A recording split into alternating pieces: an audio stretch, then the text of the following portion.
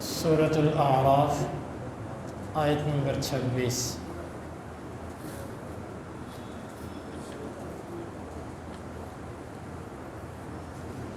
اعوذ باللہ السمیع العلیم من الشیطان الرجیم من ہمزہ ونفخہ ونفثہ۔ یا بنی، اے اولاد آدم، آدم کی، قد تحقیق، انزلنا ہم نے اتارا، علیکم تم پر، لباسا لباس، یواری وہ چھپاتا ہے، سوآتی شرمگاہوں کو، کم تمہاری، وریشا اور زینت، ولباس التقوی اور تقوی کا لباس، ذالک یہ خیر بہتر ہے، ذالک یہ من سے آیاتی نشانیاں اللہ کی، لعل تاکہ ہم وہ یذکرون نصیحت پکڑیں۔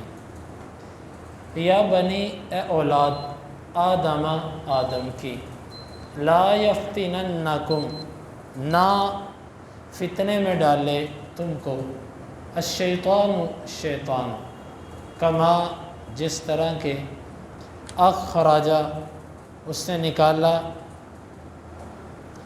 ابویکم تمہارے والدین کو، من سے الجنہ جنت، ینزع وہ چھین رہا تھا، عنہما ان دونوں سے، لباسہما ان دونوں کے لباس کو، لیوریہما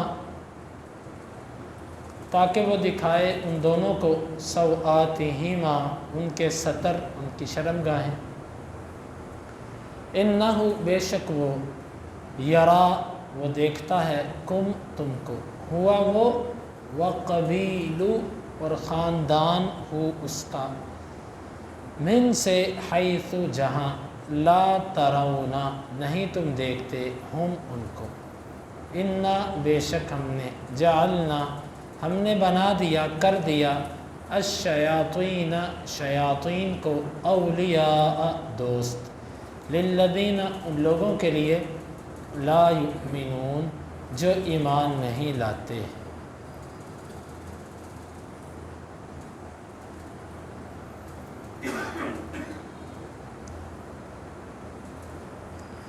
یا بنی آدم قد انزلنا علیکم لباسا یواری سوآتکم وریشا، اے آدم کی اولاد ہم نے تم پر لباس اتارا جو تمہاری ستر کو چھپاتا ہے اور زینت کا کام دیتا ہے، ولباس التقوی ذالک خیر اور تقوی کا جو لباس ہے یہ تو سب سے بہتر ہے، ذالک من آیات اللہ یہ اللہ کی نشانیوں میں سے ہے، لعلہم یذکرون تاکہ وہ نصیحت۔ یا بنی آدم، اے آدم کی اولاد، لا یفتننکم الشیطان کما اخرج ابویکم من الجنہ، تمہیں شیطان فتنے میں نہ ڈال دے جس طرح کہ اس نے تمہارے والدین کو جنت سے نکالا، ینزع عنہما لباسہما وہ ان دونوں سے ان کے لباس کو اتار رہا تھا، لیوریہما سوآتہما تاکہ وہ ان دونوں کو ان کے ستر دکھائے،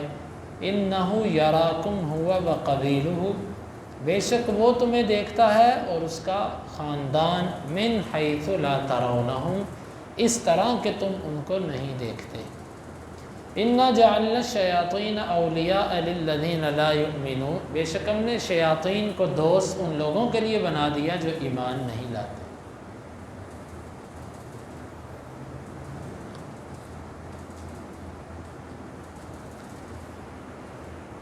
ابلیس نے جنت کے اندر آدم علیہ السلام اور اماں حوا کا لباس اتروایا، اللہ رب العالمین نے اس لباس کے بدلے میں پھر لباس دیا، جب توبہ ہو گئی تو اللہ تعالیٰ نے پھر لباس دیا، لیکن پہلے جنت کا لباس تھا، اب اللہ تعالیٰ نے فرمایا کہ اب تمہیں لباس کے لیے محنت کرنی پڑے گی، یعنی کہ اب تمہیں زمین کے اندر جو ہے نا وہ بیج بونا پڑے گا، اس سے کپاس اگے گی، اور اس سے پھر جو ہے نا تم اپنا ریشم اور اس کے وہ چیزیں تم نکالو گے، اس سے تم اپنا لباس بناؤ۔ پہلے تو جنت کا بنا بنایا لباس تمہارے ہاتھ تھا نا، اب ذرا تم محنت کر کے بناؤ لباس۔ چنانچہ ہم تو خرید کے پہن لیتے ہیں، لیکن ہم نے اندازہ نہیں کبھی کیا کہ یہ لباس کتنے مرحلوں سے گزر کے ہمارے بدن پہ آیا۔ سب سے پہلے یہ لباس کسان کے پاس، وہاں سے زمین پہ گیا، وہاں سے فصل بنی، فصل سے وہاں سے پھر وہ چیز کٹی، پھر وہاں پر ملوں میں جا کر اس کا دھاگا بنا، دھاگا بن کے پھر مارکیٹ میں آ کر فروخت ہوا، وہاں سے پھر مشینوں میں جا کے یہ کپڑا تانے بانے اس کے بنائے گئے، اور پھر یہ مارکیٹ کے اندر آیا، ہم نے خریدا، اس کو سلوایا، پھر پہنا۔ ہمیں کیا پتہ یہ کتنے مرحلوں سے گزر کے آیا، ہمیں اس کا اندازہ ہی نہیں ہے۔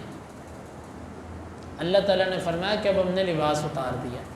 اتارنے کے دو مطلب، ایک بات مفسرین کہتے ہیں ہم نے لباس تمہارے لیے پیدا کر دیا، بنا دیا، یعنی اتارنے سے مراد پیدا کرنا، جس طرح اللہ تعالیٰ نے فرمایا نا وَأَنزَلْنَا الْحَدِيدَ، ہم نے لوہا نازل کیا یعنی پیدا کیا۔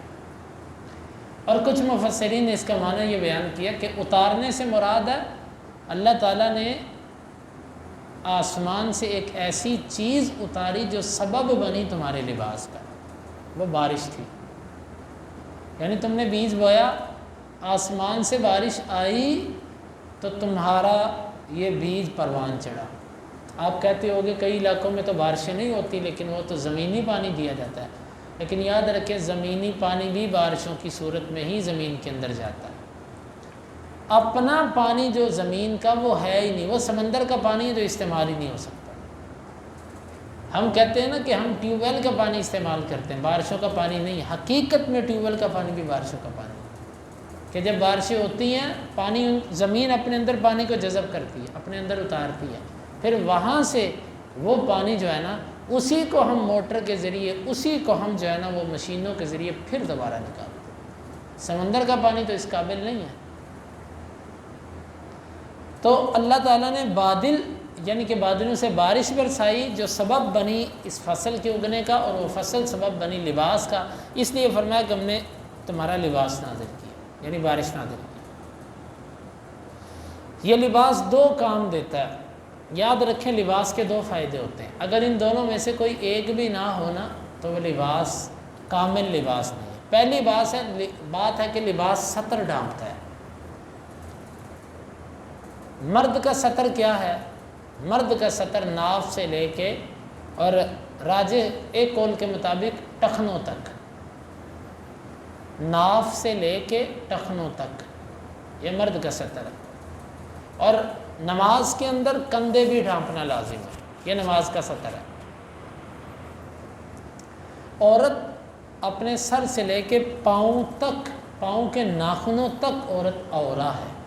عورت کو عورت کہتے ہیں اس لیے کہ عورہ کا معنی ہوتا ہے چھپائی جانے والی چیز۔ عورت سر سے لے کے پاؤں تک، ہماری عورتیں اس چیز کا ان کو شعور نہیں ہے، ان کے پاؤں کے اوپر والے حصے ننگے ہوتے ہیں، حالانکہ اسلامی نقطہ نظر سے عورت اپنے پاؤں کے اوپر والے حصے کو بھی ڈھانپے گی، وہ جراب پہنے یا وہ اپنے پانچے اتنے کھلے سلوائے کہ اس کا پاؤں اس میں ڈھک جائے، یہ ہے۔ اب جس عورت کا لباس ایسا ہے وہ عورت کا لباس صحیح ہے، اور جس کا لباس ایسا نہیں ہے اس کا لباس ہونے کے تقاضے پر ہی پورا نہیں اتر رہا، وہ لباس ہی کامل نہیں ہے، ناقص لباس ہے۔ تو پہلی چیز لباس ستر ڈھانپتا ہے، اور اسی طرح اگر لباس اتنا باریک ہو کہ جسم کے اعضاء نظر آتے ہیں تو وہ لباس بھی ستر نہیں ڈھانپتا، خاص طور پر عورت کا لباس۔ اور اسی طرح اگر لباس اتنا تنگ ہو کہ اس میں لباس پہننے کے باوجود جسم کے اعضاء اور خد و خال نمایاں ہوتے ہیں تو وہ اعضاء، وہ لباس بھی ناقص لباس ہے۔ دوسرا لباس کا کام ہوتا ہے زینت۔ بعض لوگ کہتے ہیں کہ جی سادہ لباس، زینت والا لباس پہننا چاہیے، کوئی عرض نہیں، البتہ وہ زینت ایسی نہ ہو جسے اسلام نے منع کیا۔ تو لباس کے دو فائدے ہوتے ہیں، ایک انسان کی خوبصورتی، لہٰذا اچھا خوبصورت لگنے والا کپڑا آپ پہن سکتے ہیں، اور دوسرا لباس کا فائدہ ہے وہ آپ کے ستر کو ڈھانپتا ہے۔ یہ دو مقصد ہوتے ہیں لباس کے۔ اور آگے فرمایا کہ وَلِبَاسُ التَّقْوَى ذَلِكَ خَيْرٌ، یہ تو آپ کے بدن کا لباس تھا نا۔ ایک لباس وہ ہے جو آپ کے ظاہر کا نہیں باطن کا لباس ہے، آپ کے اندر کا لباس۔ وہ لباس کیا ہے؟ اپنے اندر بھی کپڑا پہناؤ، اپنے اندر کو بھی ڈھانپو، کس سے؟ تقویٰ سے۔ اندر کا لباس جو ہے نا وہ تقویٰ والا لباس، وہ اس لباس سے بڑا بہتر ہے۔ کیوں؟ یہ لباس پھٹ جائے نیا آ جاتا ہے، یہ لباس جو ہے نا جب انسان مر جاتا ہے تو اتر جاتا ہے، ختم ہو جاتا ہے، لیکن وہ جو لباس ہے نا اگر وہ پھٹ جائے تو انسان کے لیے ذلت اور رسوائی ہے۔ یہ لباس پھٹ جائے کچھ بھی نہیں ہوتا، بندہ جلدی سے دوسرا لے لیتا ہے، اتنی ذلت نہیں ہوتی، زیادہ سے زیادہ بدن نمایاں ہوا نا۔ لیکن اگر تقوی کا لباس پھٹ جائے یعنی ختم ہو جائے تو انسان ذلیل و رسوا ہو جائے۔ اور یہ لباس تو جب آپ مرو گے لوگوں نے اس کو کاٹ دینا ہے، یہ اتار دینا ہے لباس، لیکن جو اندر کا لباس ہے نا تقوی والا لباس وہ آپ کے ساتھ جائے گا۔ یہ لباس ہمارے بدن کے اوپر، اس کی کوئی اوقات بھی نہیں ہے، یہ اتر سکتا ہے، لیکن اصل جو تقوی والا لباس ہے اگر وہ اترے گا تو آپ ایمان سے نکل سکتے ہیں۔ یہ اللہ رب العالمین نے فرمایا کہ لباس پہنو لیکن اس کے ساتھ ساتھ اصل لباس پر بھی توجہ دینا۔ اصل لباس کیا ہے؟ تقوی، یعنی اللہ کا خوف، اللہ کا ڈر، اس کی خشیت، یہ لباس ہے، اس کو نہ چھوڑ دیں۔ بعض مفسرین نے لباس تقوی کا معنی یہ بھی کیا کہ کپڑے ایسے نہ ہو جو منع ہیں، ٹھیک ہے، اس میں کوئی حرج نہیں۔ بعض کہتے ہیں جی سادہ ہونے چاہیے، خوبصورت نہ ہو، یہ بات ٹھیک نہیں ہے۔ ہمارے نبی صلی اللہ علیہ وسلم سے عمدہ لباس پہننا بھی ثابت ہے، اچھے سے اچھا لباس پہنا جا سکتا ہے، البتہ وہ فضول خرچی کی حد تک نہ جاتا ہو، اسراف کی حد تک نہ جاتا ہو۔ ذالک من آیات اللہ، یہ لباس، یہ تقوی والا لباس، یہ اللہ کی نشانیوں میں سے ہے۔ اللہ نے کیوں اتارا ہے؟ تاکہ لوگ اس سے نصیحت پکڑیں۔ تو میرے بھائیوں، ہم میں کتنے ایسے لوگ ہیں جنہوں نے ظاہری طور پر تو بڑا اچھا لباس پہنا ہے لیکن اندر سے وہ ننگے ہیں، تقوی ہے ہی نہیں ان کے پاس، تقوی کا لباس ہی نہیں ہے ان کے پاس۔ اللہ تعالیٰ میں تقوی کا لباس عطا فرمائے۔ یا بنی آدم لا یفتننکم الشیطان، اب اللہ تعالیٰ خبردار کر رہا ہے کہ اے آدم کی اولاد، شیطان تمہیں فتنے میں نہ ڈال دے۔ لباس کا ذکر کرنے کے بعد پھر شیطان سے ڈرائے، کیوں؟ تمہارے باپ پر سب سے پہلے شیطان نے لباس کے بارے میں حملہ کیا تھا، تو وہ نہ ہو کہ تم بھی لباس میں مبتلا ہو جاؤ، لباس کے فتنے میں۔ لباس میں ہے کیا؟ جب لباس اترتا ہے تو بندے کی شرم ختم ہوتی ہے، جب شرم اور حیا ختم ہوتی ہے تو ایمان ختم ہوتا ہے، ایمان ختم ہو گیا تو بندہ گیا۔ تمہیں ابلیس فتنے میں نہ ڈال دے جس طرح سے تمہارے ماں باپ کو نکالا جنت سے۔ يَنزِعُ عَنْهُمَا لِبَاسَهُمَا لِيُرِيَهُمَا سَوْآتِهُمَا، وہ ان کا لباس اتار رہا تھا تاکہ ان کو ان کے سکر دکھائے، تاکہ ان کو ان کے اندر جو حیا اور شرم ہے اس کو ختم کرنے کی وہ کوشش کر رہا تھا۔ إِنَّهُ يَرَاكُمْ هُوَ وَقَبِيلُهُ مِنْ حَيْثُ لَا تَرَوْنَهُمْ، وہ ابلیس اور اس کا خاندان تمہیں دیکھتے ہیں وہاں سے جہاں سے تم ان کو نہیں دیکھتے۔ اس آیت کا مطلب کیا ہے؟ بعض مفسرین نے اس کا معنی یہ بیان کیا کہ ابلیس ہمیں دیکھتا ہے لیکن ہم ابلیس اور جنات کو نہیں دیکھ سکتے، لہذا انہوں نے دعویٰ کر دیا کہ کوئی جنات کو دیکھ نہیں سکتا، لیکن یہ بات درست نہیں ہے، جنات دیکھے جا سکتے ہیں۔ نبی کریم صلی اللہ علیہ وسلم نماز پڑھ رہے تھے، بخاری کی حدیث ہے، تو شیطان آیا، آپ نے اس کو پکڑ لیا اس کے گلے سے، اور آپ نے آپ نے فرمایا کہ اگر میرے بھائی سلیمان کی دعا نہ ہوتی تو میں اس کو مسجد کے ستون کے ساتھ باندھ دیتا، صبح مدینے کے بچے اس کے ساتھ کھیلتے، اس کو دیکھتے، ظاہر وہ نظر آتا تو آپ نے فرمایا۔ اور اسی طرح ابو ہریرہ رضی اللہ عنہ نے وہ جو 3 راتیں چور کو پکڑا تھا، وہ جو شیطان چوری کرنے آیا تھا، وہ کیا تھا؟ اور اسی طرح اور روایات سے بھی ملتا ہے۔ اس میں راجع بات یہ ہے کہ ابلیس شیطان کو اس کی اصل شکل میں دیکھنا مشکل ہے ذرا، البتہ جب وہ آتا ہے تو عام طور پر وہ شکلیں بدل کے آتا تو دیکھا جا سکتا ہے۔ اور اسی طرح یہ اس کا معنی یہ ہے کہ بعض اوقات وہ نظر نہیں آتا، لیکن بعض اوقات دیکھا بھی جا سکتا ہے۔ اس کا معنی، اس آیت کا یہ معنی قطعاً نہیں ہے کہ ابلیس کو دیکھا ہی نہیں جا سکتا، دیکھا جا سکتا، لیکن جب بعض اوقات وہ نظر نہیں آتا، جس طرح کہ سراقہ کی صورت میں مشرکین مکہ کے ساتھ مل کے آیا تھا جنگ بدر پہ۔ اب یہاں پر اللہ تعالیٰ ہمیں بتانا کیا چاہتا ہے؟ اللہ تعالیٰ ہمیں متنبع کرنا چاہتا ہے کہ یہ دشمن بڑا خطرناک ہے۔ کیوں؟ وہ دشمن جو نظر آتا ہو، بندہ اس کے مقابلے کے لیے کوئی تدبیر بھی کرتا ہے، بندہ کوئی چال بھی چلتا ہے کہ وہ کھڑا ہے، اب میں ایسے کروں ایسے کروں۔ جو دشمن تمہیں نظر ہی نہ آئے، تمہیں پتہ ہی نہ ہو کہ وہ وار کس طرف سے کرے گا، تم اس کا دفاع کیا کرو؟ یہ متنبع کیا جا رہا ہے کہ تم اس کا مقابلہ نہیں کر سکتے، اس لیے اس کا مقابلہ کرنے کے لیے اللہ سے مدد مانگو۔ تم اپنی ذہانت، اپنے علم، اپنے تقوی سے اس کا مقابلہ کبھی بھی نہیں کر سکتے۔ وہ تمہیں ایسی ایسی باتوں سے پکڑے گا، ایسے ایسے دلائل تمہیں دے گا، ایسا ایسا گھمائے گا تمہیں کہ تم دین سے تمہیں ایسے دور کرے گا کہ تم سوچ بھی نہیں سکتے۔ تم اسے دیکھتے ہی نہیں تو تم مقابلہ کیا کرو گے؟ بس خیال کرو کہ اللہ سے مدد مانگتے رہو۔ اور آگے فرمایا کہ ہم نے شیاطین کو دوست بنا دیا ہے ان لوگوں کا جن میں ایمان نہیں ہوتا۔ یہ بھی بڑی گہری بات ہے۔ شیطان کی دوستی اس بندے سے ہوتی ہے جس میں ایمان نہیں ہوتا، جس میں ایمان ہوتا ہے اس سے شیطان کی دوستی۔